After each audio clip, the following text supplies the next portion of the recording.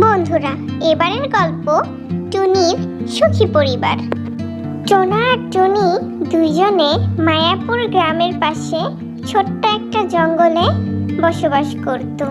কিন্তু টোনা আর টুনির কোনো সন্তান ছিল না। অনেকদিন পরে টুনি 3টি ডিম পেড়েছে, যে ডিমটা নিয়ে টোনা আর টুনির অনেক স্বপ্ন।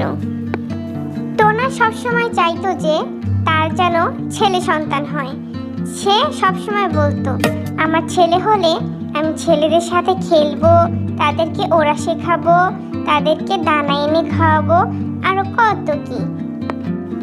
এ কথা বলে টোনা দানা খুঁজতে চলে যায়। এরপরে টুনি একাই বাসায় বসে থাকে।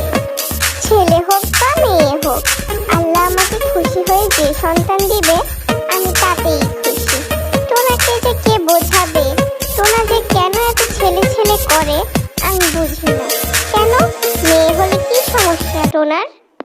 এরপরে টুনি বাসায় বসে তার ডিমের তা দিতে থাকে।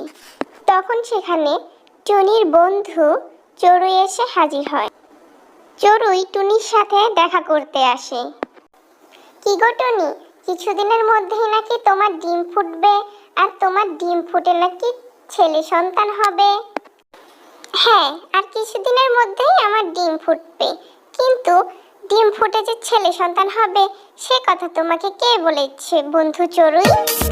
কেন, তোমার টোনাই তো সারা জঙ্গলে উড়ে বেড়াচ্ছে আর সবাইকে বলে বেড়াচ্ছে যে আর কিছুদিন পরেই টুনির ডিম ফুটে আমার ছেলে সন্তান হবে।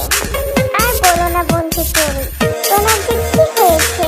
টোনা সারাক্ষণ বলে বেড়াইছে আমার ছেলে হবে, ছেলে হবে, ছেলে হলে সে নাকি তার সংসারে হাল ধরবে। আচ্ছা তুমিই বলো, মেয়ে হলে কি এমন সমস্যা? টোনাকে যে কে বোঝাবে? টোনা যে কেন বুঝতে পারে না যে মেয়ে হলেও আমরা অনেক খুশি হব। কিন্তু টোনা তো কোনো কথাই মানতে চায় না। সে শুধু বলে, না আমার ছেলে চাই, ছেলে চাই, এবার আমাদের ছেলেই হবে। এরপরে চড়ুই পাখি সেখান থেকে চলে যায় এবং কিছুদিন পরে টুনি ডিম ফুটে ফুটফুটে 3টি কন্যা সন্তান জন্ম নেয়। যেটা টোনার তো 3টে মেয়ে দেখে ভীষণ মন খারাপ হয়ে যায় এবং টোনা টুনিকে বলতে থাকে, কি ব্যাপার টুনি, এইবারও তোমার 3টে মেয়ে?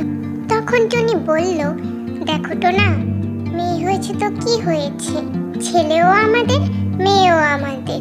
দেখো না মেয়েদের মুখগুলো কি মিষ্টি, মেয়েরা খুব ভালো হবে দেখো। টোনা আর কিছু বলল না।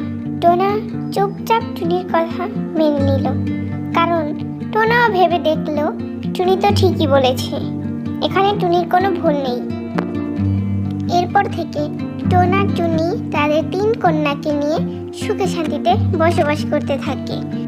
বন্ধুরা, ভিডিওটি ভালো লাগলে লাইক, কমেন্ট, শেয়ার করে চ্যানেলটিকে সাবস্ক্রাইব করে আমাদের নতুন নতুন ভিডিও পেতে পাশে থাকবেন। ধন্যবাদ।